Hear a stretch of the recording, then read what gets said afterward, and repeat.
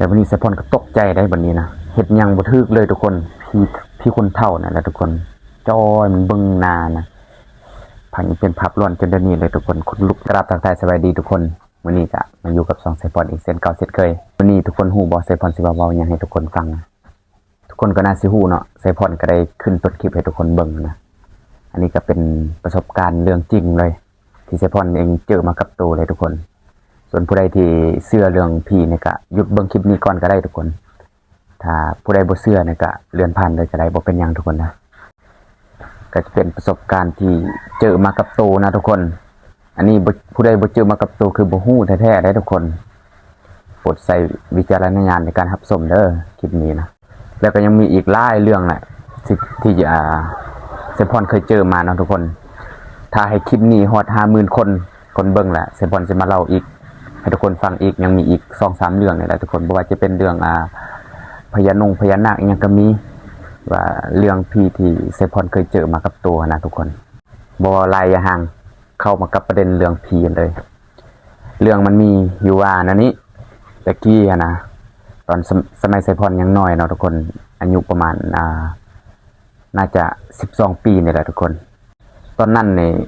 ตอนเซพอนนี่ยังอยู่กับเอื้อยเนาะทุกคนก็เลยเซพอนน่าจะอยู่ห้องป .4 นี่แหละทุกคนหลังจากที่เซพอนเลิกเรียนเนาะแล้วก็มีหมู่อีหยังต่างๆแล้วก็ได้พากันนัดกันไปซื้อมะกำโพกเนาะทุกคนเนื่องจากว่าตอนยังน้อยเฮามักเล่นมะกำโพกได้ทุกคนตอนน้อยเซพอนมักเล่นมะกำโพกอีหยังต่างๆมีหมู่มีครูมีหยังก็พากันนัดกันไปซื้อมะกำโพกทุกคนซึ่งมื้อนั้นก็แม่นน่าจะแม่นวันอังคารนี่แหละที่จำบ่ผิดเนาะทุกคนแล้วก็เลยพากันนัดกันว่าตอนแรงนี้สิพากันไปซื้อมะกำโพกแล้วก็ย่างไปนํกันแหละทุกคนมีประมาณ8 คนนี่แหละทุกคนก็เลยพากันย่างไปนํกันแล้วก็มีบอนมืดแดบอนย่างหยังหั่นน่ะทุกคนแล้วก็ไปซื้อมะกำโพกประเด็นคือย่างไปฮอดร้านแม่ค้านั้นปิดเนาะทุกคนบ่มีร้านอื่นก็บ่มีเนาะทุกคนหลังจากที่ไปซื้อมะกำโพกบ่ได้เนาะทุกคนก็เลยพากันย่างเมืองบัดนี้แหละกลับมาฮอดบอนเรื่องที่เฮาสิเว้ามื้อนี้นี่แหละทุกคนทำอิฐเนาะไสพรกับหมู่ไสพรก็เลยพากันย่างเมื่อแล้วก็เพื่อนทางข้างนะทุกคนจะเป็นเฮือนห้างเนาะทุกคนเนาะผู้ใดก็มาอยู่บ่ได้เนาะทุกคนผู้ใดมาอยู่แล้วก็หนีอยู่แล้วก็หนีเพื่อก็อยู่บ่ได้เนาะทุกคนเฮียนขนาดเลยทุกคนเฮือนนั้นเรื่องที่ไสพรเล่านี่อันนี้เป็นความจริงเลยทุกคนผู้ใดบ่เชื่อก็บ่เป็นหยังเลยทุกคนอันนี้คือประสบการณ์เจอมากับตัวเองเลยทุกคนทำอิฐไสพรกับบ่เชื่อดอกว่าเรื่องผีอีหยังต่างๆนี่เฮาก็บ่เคยเจอบ่เคยเห็นเลยทุกคนแต่ว่าพอได้มาเจอกับตัวนี่ฮู้เลยว่าเป็นจังไดฟังบ่ผิดทุกคนซึ่งเฮือนห้างหลังนั้นเนี่ยแล้วก็ทางข้างหันจะแม่นเฮือนปะคู่เนาะทุกคนปะคู่ไสพรตอนไสพรยังน้อยเรียนอยู่อันบ้านสร้างนี่แหละแต่ว่าเฮือนของเพิ่นอยู่เขตบ้านหัวหน้าเนาะทุกคนซึ่งเส้นทางนั้นก็ไปทางค่ายทหารเนาะทุกคนซึ่งปัจจุบันนี้เฮือนหลังนั้นก็ได้มีคนมาอยู่แล้วทุกคนก็เขาเจ้าก็น่าจะเอาพวกครูบาอีหยังต่างๆมาสูตรมาอีหยังเนาะทุกคนเนาะก็เลยพากันอยู่ได้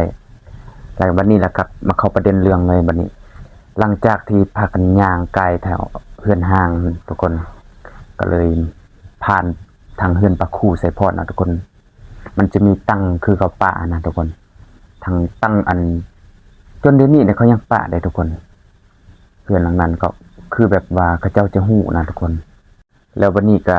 ไสพรกับหมู่ไสพรก็ได้พากันย่างเมื่อได้บัดนี้นะ3 คนก็เจ้าย่างไปก่อนแล้วก็เจ้าบ่เห็นได้ทุกคน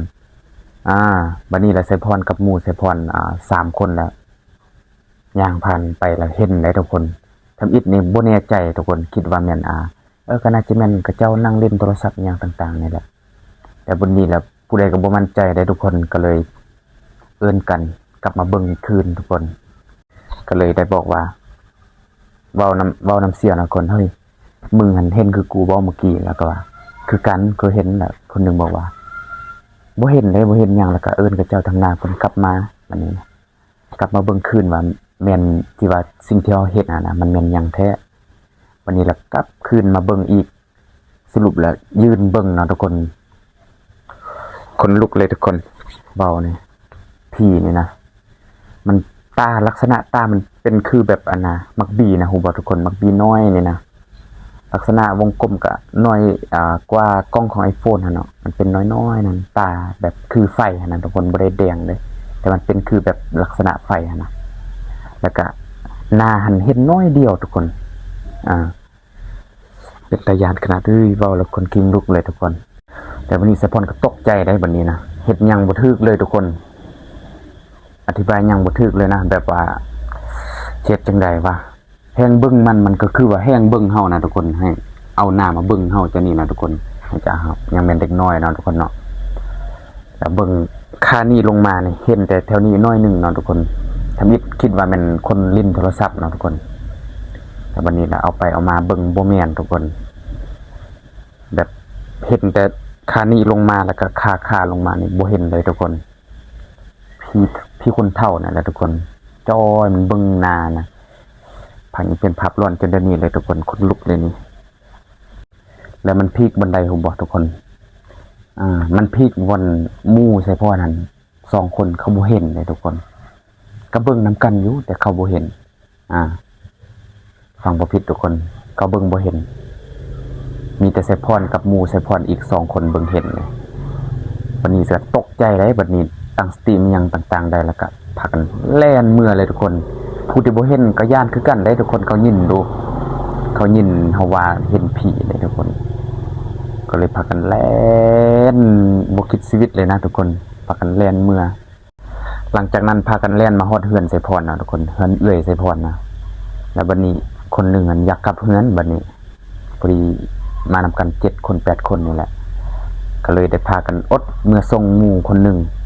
เหลืออีกนั่นก็แยกมันน่าจะมีแบบแยกกันไปคนละทิศละทางแต่ว่าบ่กล้ากลับได้ทุกคนบัดนี้เพื่อนของใครแต่ละคนก็บางคนก็จะเข้าป่าได้นะไกลได้ทุกคนก็เลยพากันมานอนเฮือนไสพรเลยทุกคนนอนกอดกันนี่แหละย่านทุกคนเอาเป็นตาย่านอีหลีได้ทุกคนผู้ใดบ่เจอมากับตัวนี่คือบ่ฮู้แท้ๆนะทุกคนเรื่องอันนี้ในไสพรเชื่ออีหลี